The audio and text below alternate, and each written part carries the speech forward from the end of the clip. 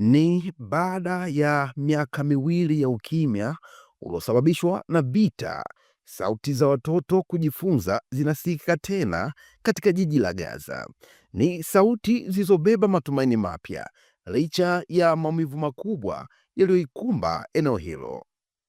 Katika mazingira magumu, mahema sasa yamegeuzwa kuwa madarasa. Hapa maelfu ya watoto waliokosa elimu rasmi kwa muda mrefu wanajaribu kuanza upya safari yao ya masomo. Kwa mujibu wa shirika la Umoja wa Mataifa la kuhudumia watoto UNICEF, zaidi ya asilimia 97 ya shule zote Gaza ziliharibiwa au kuangamizwa kabisa wakati wa vita.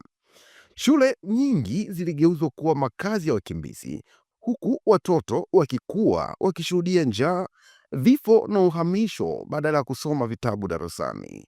Ripoti ya shirika la utangazaji la BBC linaeleza kuwa baada ya kusitishwa kwa mapigano kati ya Israel na Hamas mwezi Oktoba mwaka jana, juhudi za awali za kurejesha elimu zimeanza. Katika eneo la Tel Hawa, magofu ya shule ya Rura Abdel Wahbi Al-Katami sasa yanatumika kama kituo cha muda cha elimu kwa watoto waliopoteza karibu kila kitu kwenye maisha yao. Watoto wanaonekana wakitembea kwa mstari kuelekea madarasani. Tabasamu zao, licha ya mateso walilopitia, zinaonyesha kiu ya kujifunza.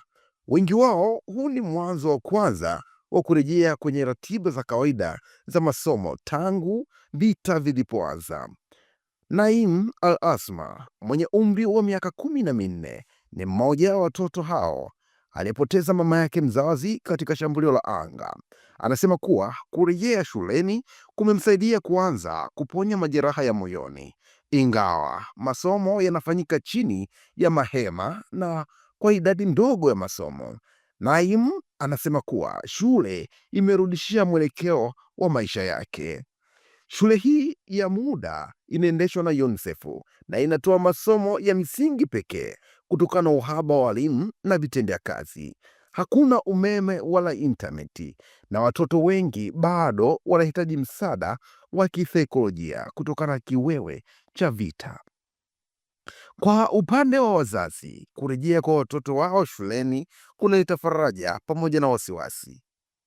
Gharama za vifaa vya shule vimepanda maradufu na baadhi ya watoto wamerudi nyuma kielimu kwa miaka kadhaa, hali iliyotia hofu kuhusu mustakabali wa maisha yao.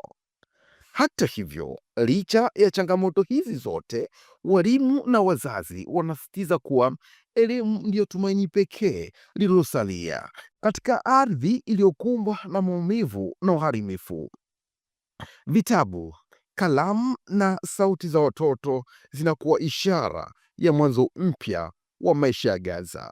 Hii ni Mwananchi Digital, endelea kutufuatilia kupitia platform zetu ili uweze kufahamu mengi yanayojiri ndani lakini pia nje ya mipaka Tanzania.